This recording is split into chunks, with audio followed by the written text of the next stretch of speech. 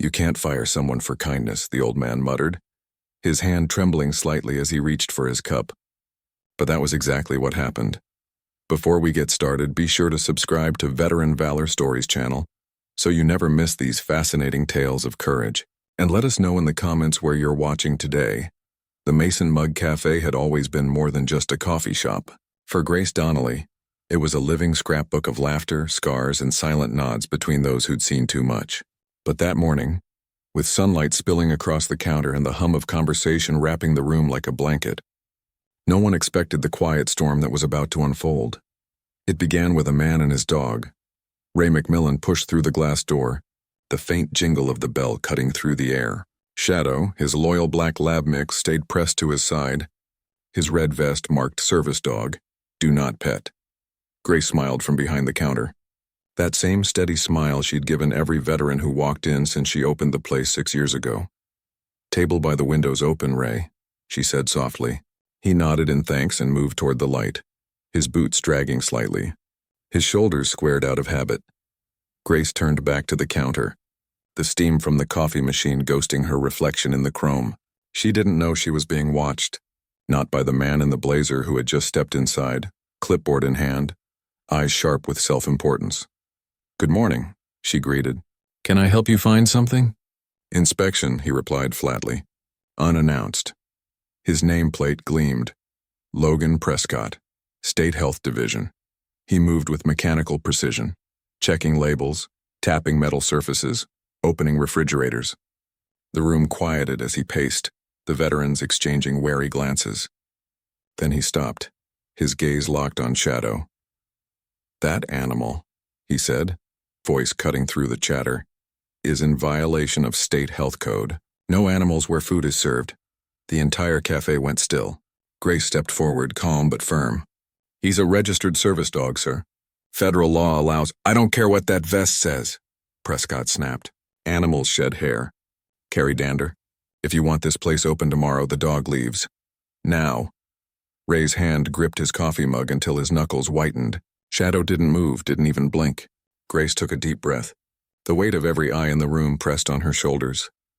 "I won't ask a veteran to leave," she said quietly, "and I won't ask his service dog to leave either."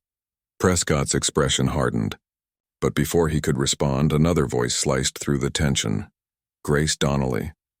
A woman in a tailored suit appeared at the door. Deborah Lyle, regional manager for the Mason Mug's parent company. Her voice was ice. "You've just violated a direct compliance policy in front of a state inspector. Pack your things. You're terminated." No one moved. Somewhere, a spoon clattered to the floor. Ray's jaw tightened. Grace just stood there for a long moment, her heart pounding but her face calm. Then she untied her apron, folded it neatly, and placed it on the counter. "Elena," she whispered to the young barista behind the espresso machine, "make sure Ray gets his refill." Then she walked out. The cafe door shut behind her with a soft chime. For a heartbeat, silence filled the air. Then the whisper of a phone camera being raised broke it. Someone had recorded everything. Within hours, that clip would spread beyond Mason, Georgia, beyond small-town sidewalks and Sunday routines, and reach places Grace couldn't imagine. But in that fragile moment, she wasn't thinking about viral videos or public sympathy. She was thinking about dignity, and how sometimes keeping it meant losing everything else. The Mason Mug Cafe stood still, like a photograph left in sunlight too long. Colors fading, edges curling. Inside, conversation sputtered, then died completely. Elena, the barista Grace had trained since high school, stared at the counter as if the world had cracked right beneath the espresso machine. I didn't know what to say," she'd later recall. "It was like watching someone tear down the heart of the town." Ray sat frozen at his corner table, his coffee untouched. Shadow's head rested on his boot, eyes alert, chest rising slow and steady. The air felt heavy, and for a moment nobody moved. Then outside came a low hum, faint at first, like distant thunder rolling across Mason's hills. The ground trembled. Customers leaned toward the windows, their reflections trembling in the glass. From the end of Main Street, sunlight caught on something metallic. 4 military Humvees rolling through the mist, engines growling. Tires crunched against pavement as they slowed in front of the cafe. The vehicles formed a line, perfect and deliberate, blocking the street. The first door opened. Out stepped Colonel Richard Gaines, a Marine in full-dress blues, medals glinting against his chest. His posture was carved from discipline, his expression unreadable. Behind him, 24 Marines followed, forming ranks along the sidewalk. Inside the café, Prescott, the health inspector, stiffened. His clipboard sagged in his grip. Deborah Lyle's face went pale. Her confident stance dissolved into something small and uncertain. The bell above the door jingled once as Colonel Gaines entered, boots striking the floor with slow, echoing certainty. Every step he took felt like a verdict. The café seemed to shrink around him. He stopped at the center of the room and looked straight at Ray. "Sergeant McMillan," he said evenly. Ray rose, instinctively straightening his spine. "Sir." The colonel returned the salute, his voice carrying like steel wrapped in calm. "You don't need to know someone's rank," he said, turning toward Prescott, "to treat them with dignity." Prescott's mouth opened, but no sound came out. The colonel's gaze moved next to Elena. "Where's Grace Donnelly?" Elena swallowed. "She was fired, sir, for standing up for Mr. McMillan in shadow." Something flickered in the colonel's eyes. Anger, grief, respect, maybe all three. "That woman," he said, each word deliberate, "has served the families of this base longer and better than most official programs combined. She gave my men a place to breathe when they couldn't speak. She deserves more than silence." Then he turned to the Marines waiting outside. "Bring it in," he commanded. 2 Marines stepped inside, crossed behind the counter and, without a word, removed the corporate logo from the wall. They folded the vinyl sheet with the same care used to fold a flag. Another Marine brought in a blackboard from the Humvee and hung it where the old sign had been. White paint, still fresh, spelled out new words. "Welcome to Grace's house, where honor is served daily." The silence broke. Someone near the register began to clap, soft at first, then louder until the whole room joined in. The inspector backed away, his clipboard trembling. Deborah Lyle looked like she wanted to disappear. Colonel Gaines turned to her. "You've made your decision," he said simply. "Now we'll make ours." He stepped outside and lifted his phone. Moments later, Elena's phone buzzed. She blinked down at the message. "It's from Fort Granger," she whispered. "They're requesting Grace Donnelly to report to base headquarters." "Today?" Ray looked at her, stunned. Shadow's ears perked. Outside, sunlight bounced off the Marines' polished brass buttons. The town had never seen anything like it. A protest made of silence, of presence, of respect. And as the convoy rolled out, the townspeople poured into the street, drawn by curiosity and awe. A woman who had been fired for kindness had just started something much larger than anyone could have predicted. Grace Donnelly sat in her truck at the edge of her gravel driveway, engine off, hands motionless on the steering wheel. The late morning sun filtered through the pines, dappling her windshield in shifting gold. She hadn't moved for 15 minutes. Her phone lay in her lap, screen still glowing with a message she'd read 5 times already. "Report to Fort Granger headquarters. Call our Gaines." She wasn't sure whether to feel honored, terrified, or just numb. "Guess I've got nothing left to lose," she murmured, forcing the ignition key forward. The old Chevy coughed to life. The drive to the base was familiar, winding past white-fenced farms, the gas station with the faded American flag mural, the bakery, where she'd dropped muffins off for the night shift years ago. But everything looked different now, as if she were crossing an invisible threshold between the woman she had been and the one she might still become. At the gate, 2 Marines saluted as she rolled down her window. "Ms. Donnelly, Colonel Gaines is expecting you," one said, voice crisp but kind. Her pulse quickened. "Thank you, Corporal." Fort Granger stretched ahead like a small city of order and discipline. White buildings, flag-lined streets, the rhythmic echo of marching drills in the distance. Grace parked near the administration building and sat for one last deep breath before stepping out. Colonel Richard Gaines met her at the entrance. Gone were the dress blues. Now he wore a simple khaki uniform and a look that was equal parts authority and empathy. "Ms. Donnelly," he greeted, extending his hand. "Thank you for coming." She shook it, her grip firm despite the tremor in her fingers. "Not sure I had much of a choice," she admitted with a nervous smile. He chuckled softly. "You always have a choice. You just tend to make the right one even when it costs you." He led her down a quiet hallway lined with framed photographs, black and white portraits of Marines, maps of deployments, faded letters home. At the end was a door marked Veteran Transition and Wellness Initiative. Inside, the room was plain but full of potential. Stacked folding chairs, whiteboards, unopened boxes of supplies. A few young staffers were unwrapping mats, setting up tables. Grace looked around, confused. "What is this?" "Our pilot program," Gaines said, hands clasped behind his back. "We've been trying to launch a wellness center here for years. A place for veterans to decompress, transition, and rebuild. The problem is we've got funding, training, and doctors, but what we don't have is someone who actually understands veterans." Grace blinked. "Colonel, I'm not a therapist. I don't have a degree in psychology." "No," he said, smiling faintly. "But you built something no textbook could teach. A café that became a sanctuary. You gave men and women their humanity back, one cup at a time. That's what this place needs." She didn't answer. Her throat tightened as he spoke. From the far side of the room, a voice interrupted gently. "Is that her?" A young woman stepped out, a petite brunette in long sleeves that didn't quite hide the burn scars climbing up her arms. Beside her walked a golden retriever pup wearing a red vest labeled Service Dog in Training. "Hi," the woman said quietly. "I'm Tiffany. Tiffany Rios.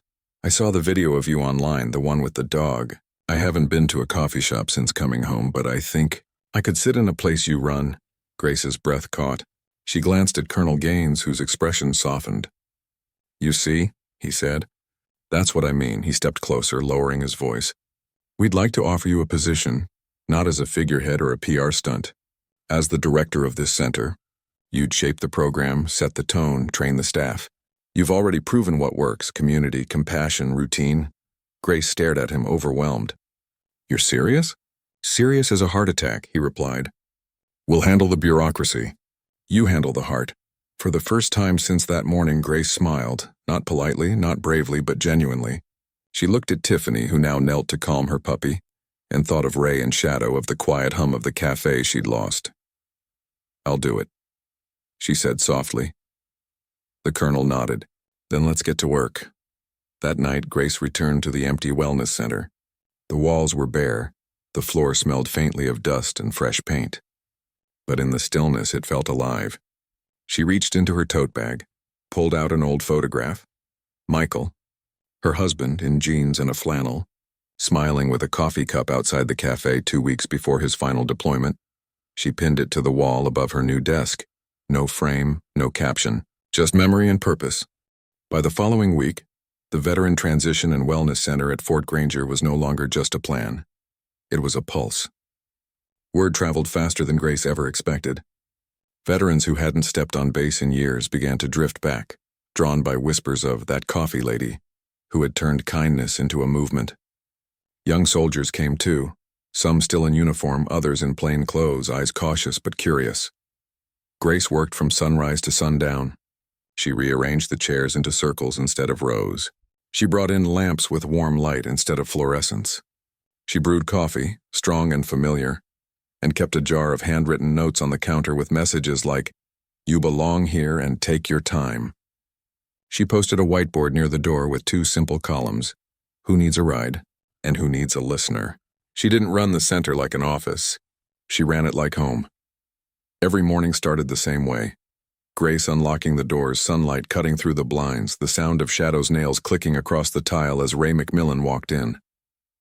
He'd become a regular fixture, helping with setup, fixing coffee machines, or just sitting quietly by the window with his loyal partner beside him. Tiffany came too, every Tuesday at 10 sharp, her golden retriever puppy trotting beside her, growing braver each week. Sometimes she'd sketch in a notebook, hands, faces, quiet scenes that looked suspiciously like the Mason Mug Café. Elena, the barista Grace had left behind, visited every Friday. She always brought a box of muffins and that unshakable energy that came from being 20 and believing in people. "You built this," she'd say proudly. Grace always shook her head. "No, we did." But not everyone was so quick to celebrate. A few officials from Washington began to take notice. Men in suits who measured impact in spreadsheets and policy memos. They came for audits armed with clipboards and neutral smiles. They asked for her credentials, her certifications, her academic background. When one inspector finally asked, What qualifies you to counsel veterans, Ms. Donnelly? Grace paused for a long moment before answering. I don't have certifications, she said quietly. Just consistency and kindness. And sometimes that's enough to start healing. He didn't reply, just jotted something down and left. A week later, Colonel Gaines strode into her office holding a letter. They're not shutting us down, he said, a hint of pride breaking his usual calm. They're expanding it. They want to model the program nationally. Grace blinked, stunned. You mean other bases? He nodded. Other bases. Other towns. Other Graces. She exhaled slowly, shaking her head in disbelief. I just served coffee, Colonel. You served hope, he corrected. The news spread through Fort Granger like wildfire. For the first time, the base's newsletter featured a civilian on its front page. Grace Donnelly, from Café to Command. The article described how one woman's defiance had sparked a redefinition of veteran care across the region. But Grace didn't let the attention change her rhythm. She still swept the floors at closing time, still refilled the sugar jar herself, still made sure every veteran who walked in got greeted by name. Her mantra hadn't changed since the Mason mug days. See them, don't fix them. One crisp Friday evening, Grace returned to her old cafe for the first time since that fateful morning. The Mason mug looked different, new paint, new staff, but the heart of it felt familiar. Elena spotted her first. Hey, boss lady, she said, grinning. Didn't think you'd ever come back. Grace smiled, taking in the wall now filled with framed photos. Veterans laughing, dogs sleeping under tables, mugs clutched between trembling hands. At the corner hung a new sign in rustic lettering, Grace's Corner, one where no one sits alone. Her throat tightened. You kept it alive, she whispered. Elena shrugged, eyes glistening. You taught us how. Later that evening, Grace drove across town to speak at a small fundraiser for veteran families. Folding chairs, paper banners, and a crowd of maybe 50. Nothing glamorous. When she took the stage, she didn't read from notes or scripts. She just spoke. I never meant to build a program, she began. I just refused to throw out a man and his dog. The room went silent. Then someone began to clap, softly at first, then louder until the sound filled the gym like a wave. Grace lowered her head, humbled. At the back of the room, Ray stood tall, his silver star gleaming faintly under the fluorescent light. When their eyes met, he raised his hand to his temple, a quiet salute. She nodded in return, her heart steady, her purpose clear. That night, when she returned to the wellness center, she walked straight to the photo wall. There were dozens now, faces of men and women who'd found some small peace within those walls. She added one more, a picture of the Mason mug the day after the Marines arrived. People shoulder to shoulder, laughter mixed with tears, coffee in every hand. Above it, she pinned a card that read, Legacy isn't what we build for ourselves. It's what we protect in others. 3 weeks after the fundraiser, the rhythm of Grace's new life shifted again. One morning, Colonel Gaines appeared in her office holding a sealed envelope embossed with the gold emblem of the Department of Defense. You'll want to sit for this, he said. Grace frowned, her hands unconsciously brushing a stray coffee stain off her desk. She broke the seal carefully and began to read. The words blurred at first, then came into focus. You are hereby nominated for the National Civilian Commendation for Distinguished Service to Veterans. Her breath caught. There must be some mistake, she whispered. I didn't do anything special. The colonel smiled faintly, leaning against the doorframe. That's exactly why you're getting it. The nomination came with an invitation to speak at the National Veterans Advocacy Conference in Washington, D.C. Grace laughed, half in disbelief. I'm not a public speaker. You are now, Gaines replied. She packed light for the trip. One dark blazer, her husband Michael's old wristwatch, and the same battered notebook she'd used at the cafe. Inside were names, birthdays, deployment dates, small notes like Tiffany prefers tea and don't ask Ray about May 15th. The notebook felt like a heartbeat she could hold in her hands. At the airport, she heard a voice behind her. Need a ride, Miss Donnelly? She turned, and there was Ray McMillan, standing tall in full-dress blues, shadow at his side, tail gently wagging. The base assigned me as your escort, he said with a lopsided grin. Grace laughed, the sound light and shaky. You clean up pretty good, Sergeant, he smirked. You're the one about to brief the Pentagon. The conference ballroom was larger than she'd imagined. White tablecloths, polished brass podium, cameras at every angle. When her name appeared on the screen behind her, applause rippled through the crowd. She stepped to the microphone, the weight of her simple notebook steadying her hand. "I'm not a general," she began softly. "I'm not a doctor. I didn't write policy. I managed a café near a military base. I served coffee." I listened. A pause settled over the room. "But in that space," she continued, "I watched something sacred happen. Veterans came not for advice, but for presence. They didn't need to be fixed, they needed to be seen." Heads nodded. Someone in uniform dabbed their eyes. "One day," she said, voice trembling slightly, "I was fired for letting a man sit with his service dog. That was the moment everything changed. But it was never about coffee. It was about dignity."